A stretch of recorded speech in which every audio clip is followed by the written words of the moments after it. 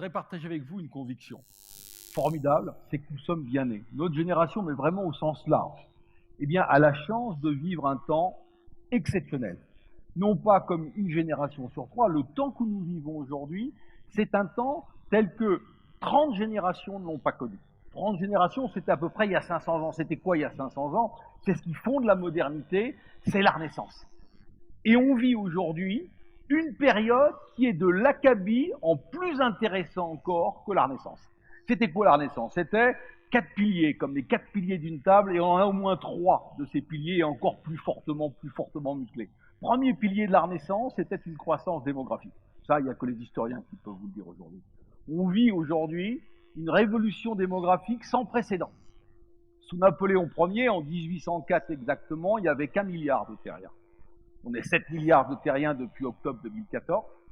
En 2025, c'est à portée de vue, quand même, on sera à 8 milliards. Et la population mondiale va culminer aux alentours de 2050 entre 9 milliards 1 et 9 milliards 3.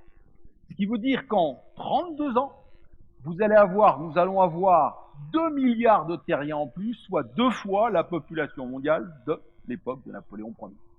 Donc tous ceux qui disent la croissance est finie, circuler, il n'y a plus rien à voir, en tant qu'économiste et historien, j'ai quelques doutes. Alors sans doute faut-il une autre forme de croissance. Et dans les pays qui ont la chance d'être à peu près comme le nôtre, si vous voulez, je suis convaincu que les modes de consommation vont changer.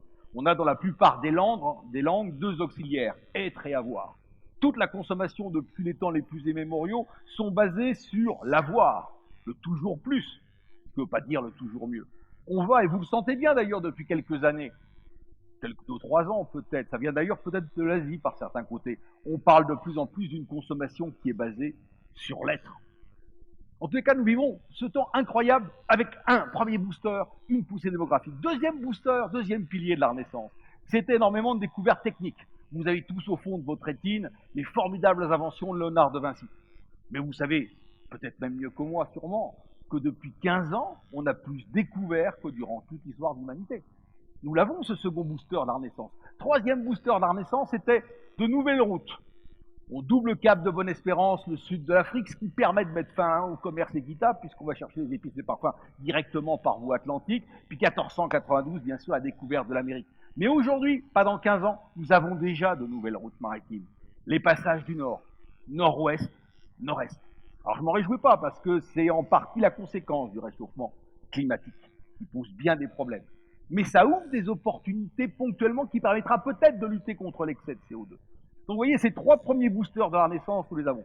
Le seul élément qui peut cliver par rapport à la Renaissance, c'est que la Renaissance était sous-tendue par une philosophie résolument optimiste, porteur d'élan, qui faisait qu'on osait oser, c'était l'humanisme. Et aujourd'hui, on est plutôt, c'est le seul élément qui nous manque. Et peut-être particulièrement au sein de l'Union européenne, et peut-être même au sein de l'Union européenne, au niveau de la France. Avons-nous confiance? On a tout pour réussir, mais on n'ose pas. Quand on a peur, on est dans l'enfermement, dans le protectionnisme, diront certains. Quand on a confiance, tout l'avenir vous est ouvert. Ce que je voudrais très rapidement vous montrer, c'est que c'est une nouvelle partie qui commence et nous sommes particulièrement bien positionnés. Je voudrais d'abord vous montrer la vraie carte de France. Cette vraie carte de France, c'est quoi? C'est pas uniquement un hexagone avec une île de beauté qui est en bas à droite.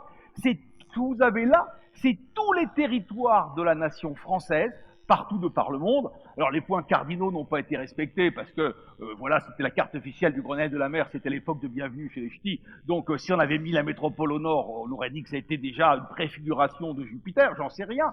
Mais en tous les cas, ce qui est certain, c'est que si vous prenez la Polynésie, 118 îles, ça s'étend sur une Europe physique énorme. On voit que c'est quoi cette carte de France? C'est tous les territoires de la nation française avec une caractéristique. C'est la mer qui est au cœur de l'ensemble de la nation française. Il faut voir autrement. La chance de la France, c'est l'outre-mer. La chance de l'Union européenne, c'est la France et son outre-mer. Pourquoi est-ce que je vous dis ça? Je vous dis, je suis historien. Pour moi, la plus grande date de l'histoire de France, et peut-être hormis un ou deux, vous étiez tous présents, c'est pas 1515. Si, c'est important de mettre la pâtée aux Suisses, mais en termes géopolitiques, laissez tomber. C'est important pour l'Espagne, parce que c'est la fin de l'unité espagnole. C'est 1994. Le mondial de foot, vous vous souvenez, c'est 98, donc c'est pas ça. 1994, c'est un nouveau droit de la mer. Alors laissez-moi expliquer. Tout pays bordier d'un océan a une zone d'exclusivité économique de 200 000 marins. Le 1000 marins, c'est 1852 mètres, donc 200 fois 1852 mètres égale 372 kilomètres. Donc, à partir de chaque île française, de chaque côte française, vous pouvez en gros faire un périmètre pour calculer le domaine maritime à partir d'un rayon de 372 kilomètres. Ça fait de la France, depuis 1994, le deuxième domaine maritime mondial. J'ai regardé, même à l'apogée napoléonienne, même au pic de notre histoire, jamais le pays n'a été aussi grand qu'il ne l'est depuis 1994. Alors bien sûr, ça fait beaucoup d'eau, ce domaine maritime. Comme l'a dit un homme politique que j'agaçais, Codo, Codo. Ah bah oui, ça fait de l'eau, ça, on va pas discuter là-dessus. Mais vous avez tout dans l'eau de mer.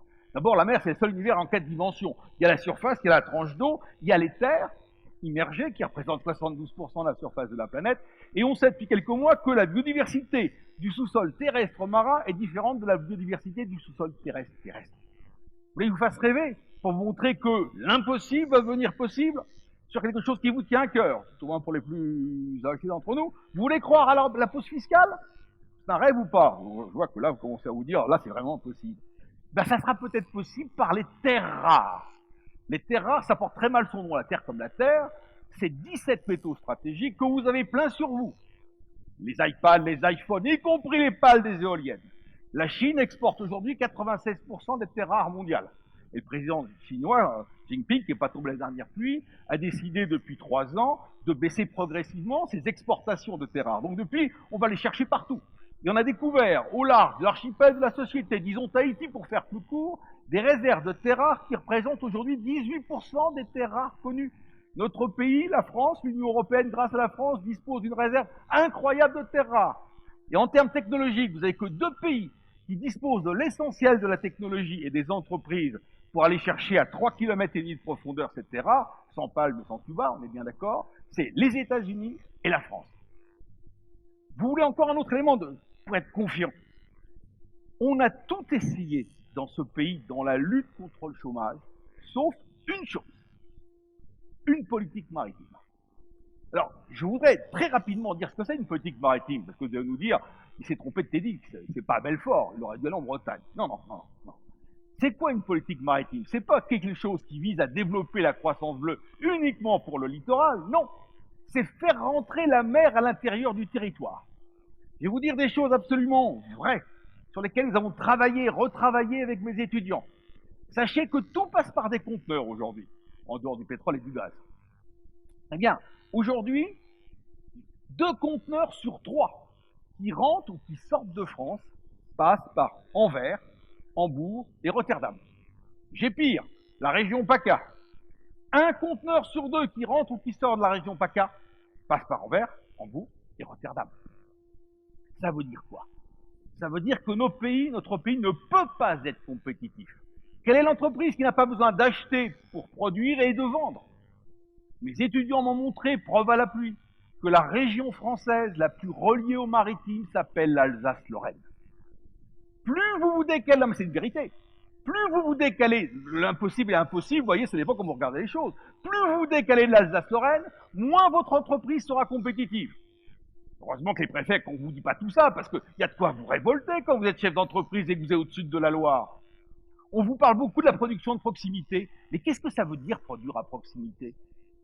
Shanghai est plus près d'Anvers en termes de coût, voire même de pollution parfois, qu'entre Anvers, premier port français, et la ville de Rennes. Un frigo, alors je triche un peu parce que c'est gros et ça coûte pas cher. Le coût de transport du frigo entre Shanghai et Anvers coûte 300 fois moins cher que le coût de transport de ce même frigo qu'entre Anvers et la ville de Rennes, qui est une ville au nord de la France. Mais, indépendamment de la compétitivité, si vous voulez recréer la compétitivité, il faut que nos 2 grands ports, c'est comme ça qu'on les appelle en plus, Le Havre et Marseille, marchent. Mais un conteneur qui arrive au Havre, il a l'air malin. Il faut le retirer du bateau pour mettre sur un train qui va faire 2 km 6, et après le retirer du train pour mettre sur une barge, et le conteneur qui arrivera par Anvers, il y a bien longtemps qu'il est là, et en plus ça coûte moins cher. Vous êtes posé la question en termes d'accidentologie.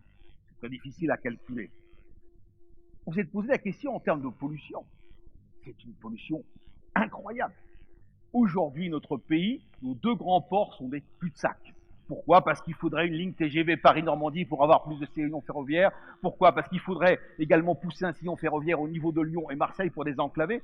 Le problème, tant que la mer n'est pas à l'intérieur du territoire, nous payons, nous gaspillons du CO2 parce qu'il nous manque ici ou là des autoroutes, parce que nous n'avons pas suffisamment de voies ferroviaires et parce qu'à l'époque de Louis XIV, il y avait plus de voies navigables en France qu'aujourd'hui. Donc on voit qu'une politique maritime, c'est celle qui nous remettrait en place sur le plan de la compétitivité. Il n'y a pas que le coût des matières premières, il n'y a pas que le coût du travail. Quand le président de la République est allé en Chine, j'ai quand même reparé que la France a un déficit de 20 milliards de dollars par an avec la Chine, quand l'Allemagne, qui a des prix, un coût de la manœuvre assez élevé, a 30 milliards d'excédents. Vous voyez le manque de fluidité, la nécessité d'avoir une politique de désenclavement, une politique d'aménagement du territoire, c'est une politique maritime. Ce que je voudrais vous dire, c'est que, vous voyez, un porte-conteneur, c'est 8000 camions pour le décharger, c'est 97 km de camions bout à bout, ou pour respecter les délais de la circulation, ça ferait 234. Vous voyez que ce qui coûte cher, ce qui pollue, c'est pas le transport maritime, même s'il pourrait infiniment moins polluer, c'est le reste, c'est de devoir importer de très loin des produits qu'il faut faire traverser à coups de camion l'ensemble du territoire. Ce que je voudrais vous dire, c'est que nous sommes dans un nouveau temps, dans une nouvelle période de l'histoire aujourd'hui. Ce nouveau temps, c'est celui de l'océan mondial. Il y a deux moteurs dans l'histoire, je n'ai pas le temps de développer, la mer et la démographie. Et ce qui caractérise le temps dans lequel nous rentrons, c'est que la mer et la démographie se mettent en interférence. En 2025, 75% de la population mondiale va se trouver concentrée sur une bande littorale de 75 km de large. Sauf qu'on sera 8 milliards à pas 7. Et au pic démographique en 2050, parce qu'après ça va baisser, sur cette même bande littorale de 75 km de large, retenez bien ce chiffre, c'est deux fois pareil, 75-75, ce sera 80% de la population mondiale. Les 327 experts du Grenelle de la mer ont montré que la mer contient la quasi-totalité des solutions pour un avenir mieux que durable, qu'il faut qualifier de désirable. Je n'ai pas le temps de tout évoquer, mais vous avez les hydroliennes, vous avez les énergies marines, sur le plan de la santé, mais il y a de quoi rêver. Quand je commençais à travailler sur la mer, il y a 20 ans, peut-être même un peu plus maintenant, on croyait connaître 15 à 20% de la faune et de la flore sous-marine. Aujourd'hui, avec le développement de la métagénomie, qui consiste à faire le séquençage non pas de gènes isolés mais croisés, on ne connaît pas plus de 3% de la microbiologie. Et en plus, vous êtes magnifiques, mais vous êtes tous des poissons desséchés. On sait que la vie, elle émane du milieu marin. Et c'est pour ça que c'est dans le domaine de la mer qu'on va trouver la santé. Donc attention, nous n'aurons pas d'essai de chance. On va pouvoir passer grâce à la mer, mais n'imposons pas à la mer le traitement qu'on lui a fait subir. Et puis je terminerai, parce que le temps tourne vite, nous rentrons dans un nouveau temps de l'histoire qui suppose une nouvelle manière de voir et qui provoque une nouvelle géopolitique. Aujourd'hui, je voudrais vous montrer à comment les Chinois pensent. C'est étonnant. Vous montrer comment les Chinois voient le monde. Alors qu'ils se mettent au milieu, ça chacun le fait. Si vous achetez aux États-Unis un planisphère, vous voyez les États-Unis au milieu, vous allez demander le remboursement. Non, c'est qu'ils sont trompés de sens. On voit que la Chine, aujourd'hui, se lance vers l'hémisphère sud. Elle se veut être la grande puissance de l'hémisphère sud. C'est ce que montrent ces cartes qui sont en français, mais qui émanent de cartes que nous avons pu intercepter il y a quelques années. Parce qu'il faut se mettre dans la pensée chinoise si on veut voir ce qui se passe. Intéressez-vous l'Indonésie, intéressez-vous au Mexique, on n'en parle pas beaucoup aujourd'hui, ils seront dans les top 10 dans une petite dizaine d'années. Et qu'est-ce que fait la Chine aujourd'hui? Elle lance un projet dont on ne parle pas dans nos écoles de commerce, et qui va modifier toute la donne. One Road, One Belt. Les nouvelles routes de la soie, c'est poétique. C'est-à-dire que le président chinois le dit, à l'horizon 2030-2035, la Chine sera l'épicentre des flux logistiques et dominera la planète comme jamais les Américains auront pu y parvenir par le biais militaire. Ils veulent jouer gagnant-gagnant. Ne faisons pas la politique de l'autruche, il y a plein d'opportunités. Plein d'opportunités. Une Chine qui développe le Brésil. Je passe très vite. Et à partir de ce moment-là, des routes de la soie qui visent aussi à écarter l'Inde, l'autre géant asiatique qui aura une population supérieure à celle de la Chine en 2030. Pourquoi la Chine regarde vers le sud? Tout simplement parce que ça ferait trop de crocodiles dans le marigot de l'hémisphère nord. Vous en avez 3 dans l'hémisphère nord, pour terminer. Les Européens, ce qu'il en reste, espérons qu'on continue à tenir malgré les coups de rabot des deux côtés, du russe et de l'américain, les nord-américains et les russes. C'est très difficile, ceux qui ont 3 enfants, ils savent que c'est très difficile d'avoir 3 enfants, c'est souvent 2 contre 1. Toute l'actualité, pas forcément l'actualité télévisée, mais les jeunes, lisez les journaux, regardez le feuilleton, c'est mieux que Netflix aujourd'hui. Vous allez découvrir que tous les jours il se passe des choses. Aujourd'hui, vous voyez que l'Union européenne est en train d'être sciée des deux côtés, parce que c'est à ceux qui seront 2 contre 1. Et la victime immolée, c'est quasiment cette Europe. Il n'y aura pas d'Europe tant qu'il n'y aura pas d'Europe maritime. L'Union européenne, c'est le plus grand domaine maritime au monde. C'est le plus grand linéaire de côte. C'est le plus grand nombre de navires. Et nous n'avons pas de politique maritime au niveau européen, pas plus que nous n'avons de politique maritime en France, voire même de politique de l'outre-mer. Je voudrais terminer en vous disant que cette nouvelle donne, je conclurai en vous disant, on rentre dans un nouveau temps de l'histoire, vous l'avez compris. Pour bien vous montrer les choses, on ne passe pas d'une période à une autre, comme le 14 juillet 1789 à 12h12. Ça met 30 ans. Ça fait 25 ans qu'on a eu ce basculement. Dans 5 ans, la partie va commencer. On est dans ce temps incroyable, où la partie n'a pas encore commencé, on vient de distribuer vos cartes, vous découvrez vos cartes. Certaines vous plaisent, d'autres vous plaisent moins. La France, l'UE, a des cartes encore fabuleuses. C'est le moment où vous faites votre jeu. On n'a jamais vu un joueur de cartes gagner la partie, sauf si vous jouez la bataille avec vos très jeunes enfants, vos petits frères, gagner sans avoir fait son jeu. C'est le moment de faire votre jeu. Vous, personnellement, qu'est-ce que c'est que la géopolitique? C'est un rapport à l'espace et au temps. Quelle est votre gestion du temps? Prenez-vous le temps de penser demain? Prenez-vous le temps de vous paxer, c'est ce que j'entendais, avec l'avenir. Qu'est-ce que vous voulez faire demain qui n'existe pas encore aujourd'hui? Tout est ouvert, tout est possible. Sortez du cadre, ouvrez tout. Et votre gestion de l'espace? Belfort, la France, l'UE, comment ça se passe? Je vais vous faire une confidence. Je suis pessimiste de tempérament et optimiste par le raisonnement et optimiste par mes étudiants que je rencontre le mardi. Faites, c'est le moment de faire votre jeu à titre personnel, par rapport à votre vie, par rapport à votre métier. C'est le moment de faire son jeu au niveau entrepreneurial. C'est pas parce que votre entreprise elle existe depuis 250 ans qu'elle sera là dans 2 ans. Comment gérer cet espace? Comment gérer ce temps? Et bien sûr, c'est vrai au niveau des États. Et la France, qui est une puissance moyenne intermédiaire, peut formidablement jouer dans cette logique de bloc. On a des partenariats incroyables par rapport à l'Afrique. 650 millions d'Africains n'ont pas accès à l'électricité. Et nous sommes confrontés à un défi qui ne sera pas celui de l'eau, qui sera le défi du sable. Imaginez niche par niche des produits de substitution au sable, à commencer par la construction. Le sable du désert est impropre pour construire. Il a été trop tourné boulet à travers les siècles. En un mot, et je termine, parce que j'ai déjà dépassé mon temps certainement, sortons du cadre, sortez du cadre, pensez différemment, ne vous mettez pas de barrières. Nous sommes confrontés à un temps incroyable, ce n'est pas un temps de crise. Tous ceux qui parlent de crise doivent repasser sur l'ophtalmo, il faut changer les lunettes. Tous nos systèmes mentaux sont périmés, il faut ouvrir. Il est possible que la mentalité chinoise soit plus adaptée à gérer le complexe, parce qu'eux, ils font de la physique quantique, ils font des mathématiques quantiques, et à travers leur vision du yin et du yang, qui fait penser à, chez nous, la thèse et l'antithèse, pour eux, thèse et antithèse, le yin et le yang, c'est pas contradictoire, c'est se gérer sur un autre plan. Apprenez à voir différemment, à gérer l'espace différemment, et faites-vous plaisir. Je vous remercie.